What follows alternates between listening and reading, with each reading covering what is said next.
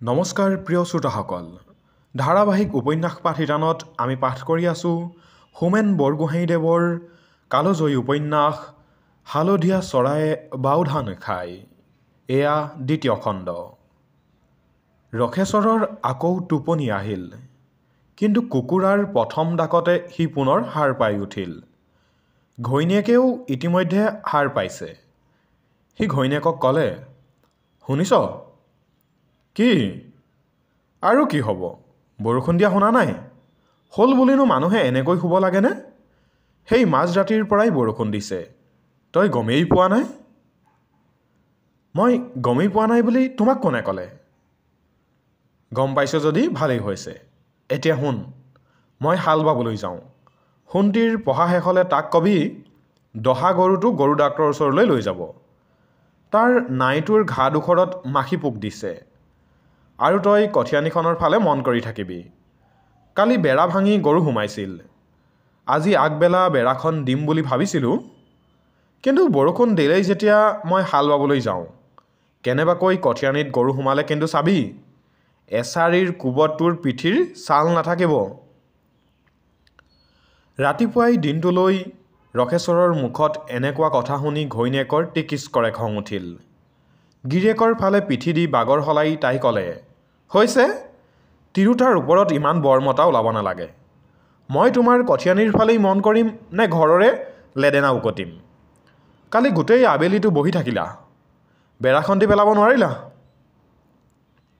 তই মোক কালি বহি থকাহে দেখিলি।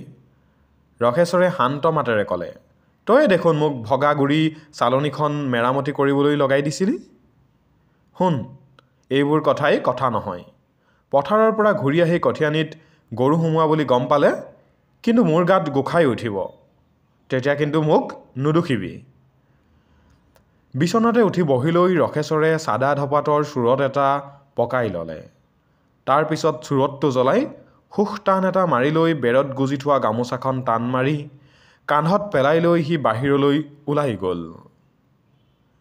পিৰালিত থিয় দিয়েই ৰখেশ্বৰৰ দেহ মন জোৰ পৰি গ'ল।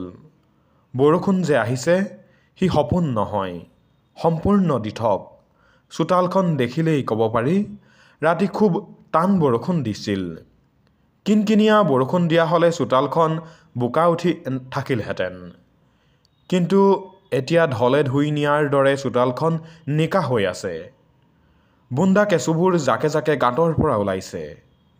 অলপ পিছতে যেতিয়া ঘৰৰ হাঁহজাকক গঁৰালৰ পৰা মেলি দিব, সিহঁতৰ আজি ডাঙৰ ভোজ হ'ব। ৰখেশ্বৰে আকৌ আকাশখনলৈ চালে। বৰষুণে যদি ইমানতে ঘেটা শেষ কৰে তেতিয়া কিন্তু একো লাভ নহ'ব। তেতিয়া মিছা আশা দেখুৱাই মানুহক ছলনা কৰাৰ দৰেহে হ'ব। কিন্তু নাই, সেই ভয় নাই। আকাশলৈ চাই চাই ৰখেশ্বৰে ভাবিলে, বৰষুণ আকৌ বোধহয় ডাঙৰকৈহে আহিব।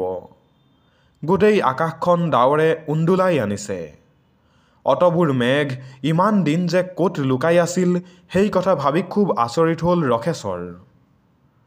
মেঘবোৰ য'তেই লুকাই নাথাকক, অৱশেষত যে সিহঁত আহিল ধৰণীৰ পোৰা হিয়া জোৰ পেলাবলৈ, মাটিৰ শুকান ওঠত জীপ দিবলৈ, ৰখেশ্বৰহঁতৰ প্ৰাণ ৰক্ষা কৰিবলৈ।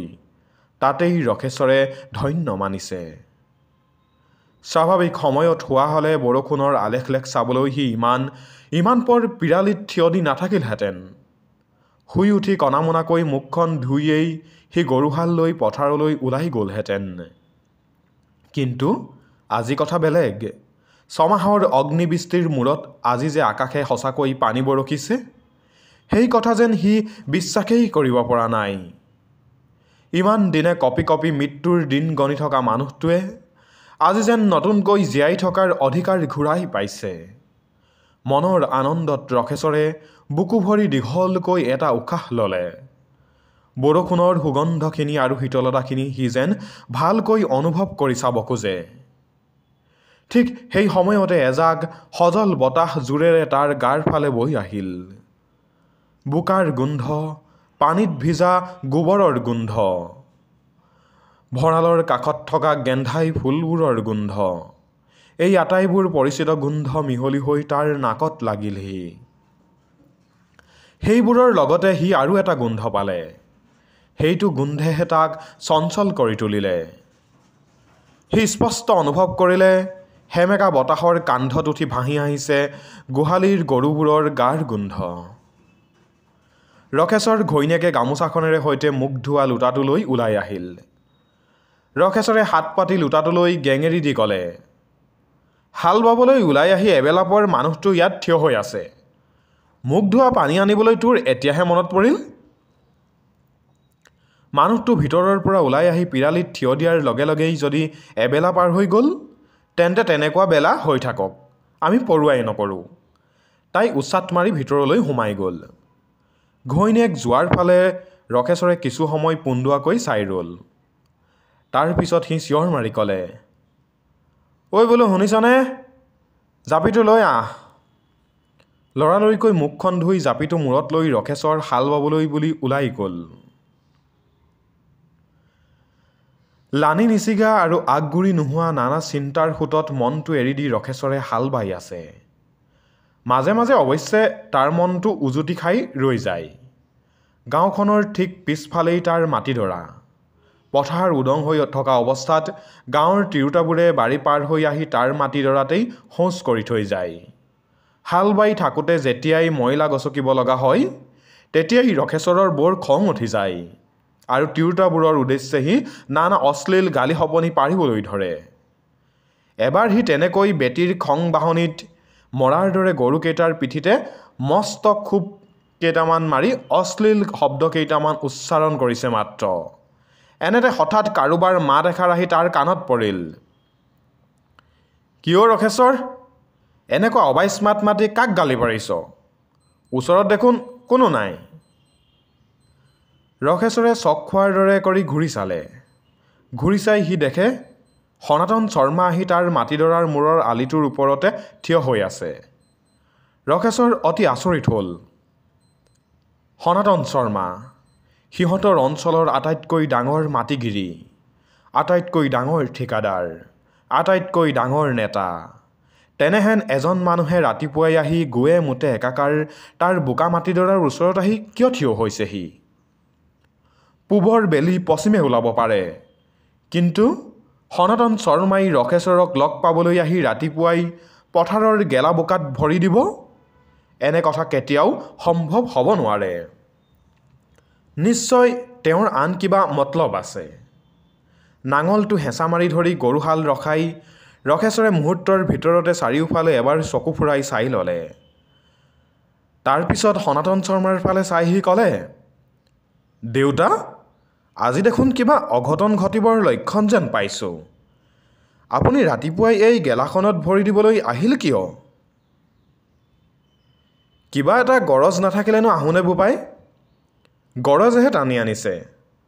চাওঁ ৰকেশৰ, তই এইখিনিলৈকে আহচোন, কথা এটা কওঁ। মই আৰু বোকাখনত নানামো। ৰকেশৰে জোৰে হাল ততে এৰি থৈ যন্ত্ৰচালিত মানুহৰ দৰে সনাতনৰ ওচৰলৈ আগবাঢ়ি গ'ল। সি অনুভৱ কৰিলে যে তাৰ বুকুখন সামান্য ধপধপাবলৈ আৰম্ভ কৰিছে। ভয়ৰ কোনো কাৰণ সি কল্পনা কৰিব পৰা নাই, কিন্তু এই কথা অস্বীকাৰ কৰি লাভ নাই যে সি মনে মনে কিবা এটা ভয় অনুভৱ কৰিবলৈ ধৰিছে। ৰকেশৰ ওচৰ গৈ পালত সনাতনে মাত লগালে, ৰকেশৰ, তোক এটা কথা ক'বলৈ আহিলোঁ। মই নিজে নাহি আনক পঠায়ো কোৱাব পাৰিলোহেঁতেন, কিন্তু পিছত ভাবিলোঁ যে আনৰ মুখেদি শুনিলে তই হয়তো মোক ভুল বুজিবি। তই মোৰ একেবাৰে নিজৰ মানুহ, নিজৰ ল'ৰাৰ নিচিনা। তই মোক ভুল বুজাটো মই নিবিচাৰোঁ। এইখিনিলৈকে কৈ সনাতন এক মুহূৰ্তমান সময় থমকি ৰ'ল। ইফালে ৰকেশৰ ভীষণ অধৈৰ্য হৈ উঠিছে।